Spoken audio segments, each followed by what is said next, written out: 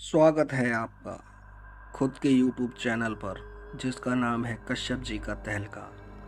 तो ज़्यादा देर ना करते हुए शुरू करते हैं आज की कहानी अमित और सुनील की।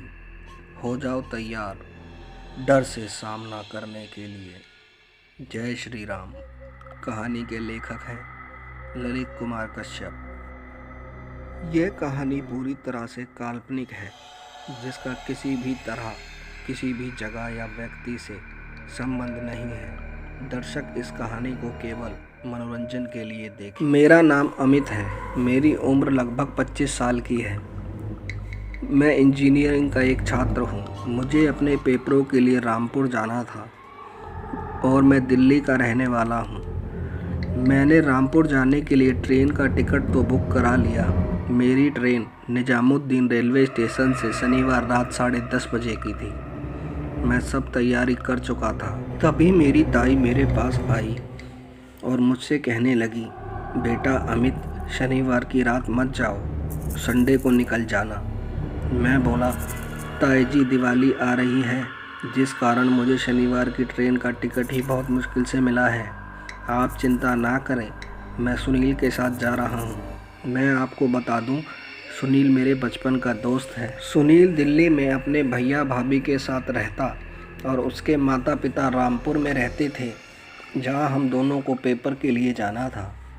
ताई जी उदास मन लेकर चली गई। मुझे बड़ा अजीब लगा।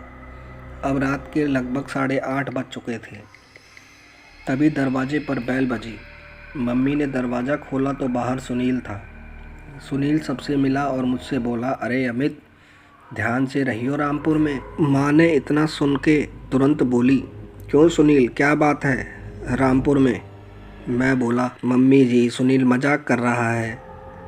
हम दोनों स्टेशन के लिए निकल पड़े, पर आज सुनील थोड़ा उदास लग रहा था। मैंने पूछा, क्या हुआ मेरे रामपुर के शेर? सुनील बोला, कुछ नहीं अमित, बार बार एक बात ध्यान आ रही है। मैंने झट से कहा, कौन सी सुनील, बता मुझे मेरे यार, क्या बात है? सुनील बोला, यार 2-3 दिनों से मुझे बहुत ख़तरनाक सपने आ रहे हैं। मैं बोला, छोड़ यार। निजामुद्दीन स्टेशन पर हम पहुंच चुके थे। 9:30 बजे का टाइम हो गया। हमने बाहर बैठे कुली से पूछा, भाई साहब, ये रामपुर की ट्रेन कौन से प्लेटफार्म पे आएगी? उसने अनसुना कर दिया। तभी सुनील बोला, चल यार अंदर पता कर लेंगे किसी से। मैं सुनील से बोला, चल भाई चाय पी कर आते हैं, ठंड सी लग रही है मुझे।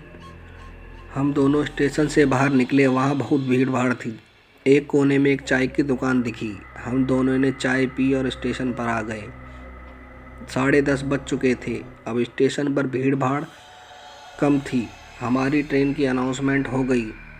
हम दोनों जल्दी से ट्रेन में चढ़ गए और हमारी सीट कंफर्म थी। 2 मिनट बाद ही ट्रेन स्टेशन से निकल पड़ी। मैंने सुनील से पूछा, भाई कितने बजे तक रामपुर पहुंच जाएंगे? शायद सुनील का दिमाग तो कहीं और ही चल रहा था। मैंने फिर सुनील को हिलाते हुए पूछा, बोलना कितने बजे पहुंचेंगे रामपुर? सुनील बोला, अरे पहुंच जाएंगे अमित, तू चिंता मत कर और मुझे सोने दे, मुझे नींद आ रही है। मैंने सोचा पता नहीं क्या बात है आज, चलो छोड़ो, रामपुर जाके बात कर लूँगा इससे। तभी एकदम से ट्रेन रुक गई। मैंने सोचा कोई स्टेशन होगा, पर बाहर तो दोनों तरफ ही पेड़ ही पेड़ नज़र आ रहे थे। हल्का हल्का कोहरा छा गया था। तभी हमें पता चला ट्रेन में कुछ खराबी आ गई। मैंने सुनील को जगाया और बताया, भाई ट्रेन तो ख़राब हो गई, इंजन बदलने में 2-3 घंटे लग जाएंगे। सुनील बोला, क्या करें? तभी पीछे से एक आदमी की आवाज़ आई। वो बोला, यहाँ से थोड़ी दूर ही एक स्टेशन है, वहाँ से ट्रेन बदल लेना। हम दोनों को उसकी आवाज़ सुनकर बहुत डर लगने लगा। हम दोनों ने ज़्यादा नहीं सोचा, क्योंकि कई लोग उसी स्टेशन की तरफ जा रहे थे। हम दोनों भी चल पड़े। थोड़ी थोड़ी ठंड लग रही थी। सुनील कुछ सोचता हुआ चल रहा था। ज़्यादा अंधेरा होने के कारण मुझे डर सा लगने लगा। मैंने मोबाइल की टॉर्च जलाई ही थी कि मेरे पैरों के नीचे से ज़मीन खिसक गई। मैं बुरी तरह कांपने लगा, क्योंकि मेरे और सुनील के अलावा वहाँ कोई भी ना था। मेरे हाथ से मोबाइल छूट गया और नीचे गिरा। जैसे ही मैंने फ़ोन उठाया और आगे देखा तो सब ठीक था। मैंने सोचा ये मेरा वहम होगा। हम स्टेशन पर पहुंच चुके थे। मैंने स्टेशन को देखा और सोचने लगा, यार ये इतना पुराना रेलवे स्टेशन, यहाँ भी ट्रेन आती है क्या? ज़्यादा चिंता की बात नहीं थी क्योंकि हमारे साथ बहुत सी सवारियाँ थी। मैंने एक आदमी से पूछा जो हमारे साथ पत्थर के बेंच पर बैठा था। मैं बोला, अंकल जी कब तक आएगी ट्रेन? वो बोलने लगा, आने वाली है। और हल्की सी मुस्कान देकर चला गया। मैं सुनील से बोला, चल यार चाय पी के आते हैं। चल ना यार, ट्रेन आने ही वाली है। सुनील चल पड़ा। मैंने सोचा पता नहीं यार सुनील ऐसे शांत शांत क्यों है।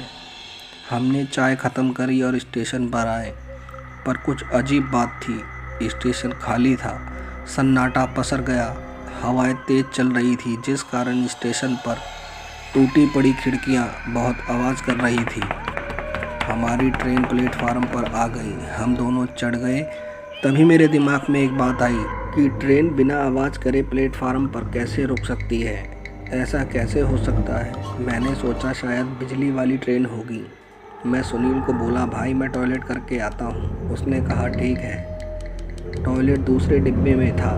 हमारे डिब्बे के टॉयलेट का दरवाज़ा नहीं खुल रहा था। मैं अपने कंपार्टमेंट से जाने लगा तो मुझे बहुत अजीब सा महसूस हो रहा था क्योंकि पूरा कंपार्टमेंट खाली था। बस पूरे कंपार्टमेंट में हम दोनों थे। मैं डरते डरते दूसरे कंपार्टमेंट में पहुंच गया, पर वहां कई लोग थे। मुझे तसल्ली हुई। मैं टॉयलेट करने के लिए गया। जैसे ही टॉयलेट करके निकला ही था कि मेरी आंखें फटी की फटी रह गईं। शरीर पूरी तरह कांप रहा था क्योंकि मेरे सामने सुनील की सर कटी लाश खड़ी थी। सुनील का सर मुझसे बोला, हमें रामपुर जाना है तुम्हें अब मैं कहीं जाने नहीं दूंगा। डर के मारे मेरी आंखें बंद थी, पर अब कुछ आवाज़ सुनाई नहीं दी तो मैंने डरते डरते आंखें खोली। वहाँ कोई ना था। मैं सुनील के पास पहुँचा। वो सो रहा था। मैंने जैसे ही सुनील को जगाने के लिए हाथ करा तो मेरे कंधे पर पीछे से किसी ने हाथ रखा। जैसे मैं पीछे पलटा तो मेरी आंखें फटी की फटी रह गई। पूरे शरीर के रोंगटे खड़े हो गए। मैं पूरी तरह कांपने लगा क्योंकि पीछे मेरी ही सरकटी लाश खड़ी थी जिसका आधा सर लटक रहा था। मैं डर के मारे बुरी तरह चीखने लगा, बचाओ बचाओ। तभी सुनील बोला, क्या हुआ? मेरी आंखें खुली। ट्रेन में रोशनी थी। सुनील के साथ साथ कई लोग खड़े मुझे ही घूर रहे थे। सुनील फिर बोला, क्या हुआ? क्यों चिल्ला रहा था बचाओ बचाओ? मैंने थोड़ा पानी पिया और सुनील को अपने साथ घटी सारी घटना के बारे में बता दिया। सुनील चौंक गया और डरते डरते मुझसे बोला, जिसे सुनकर आपके रोंगटे खड़े हो जाएंगे, आपके पैरों के नीचे से ज़मीन खिसक जाएगी, क्योंकि सुनील ने मुझसे वही बात बोली जो वो 2-3 दिन से सपने देख रहा था और वही मेरे साथ हुआ। अब हम रामपुर पहुंच चुके थे। बस दोस्तों, कहानी में इतना ही। कमेंट करके ज़रूर बताएं क्या ऐसा हो सकता है। स्टोरी अच्छी लगी हो तो चैनल को प्लीज़ सब्सक्राइब करें, लाइक करें, शेयर करें। धन्यवाद। जय श्री राम। जय हिंद। जय भारत।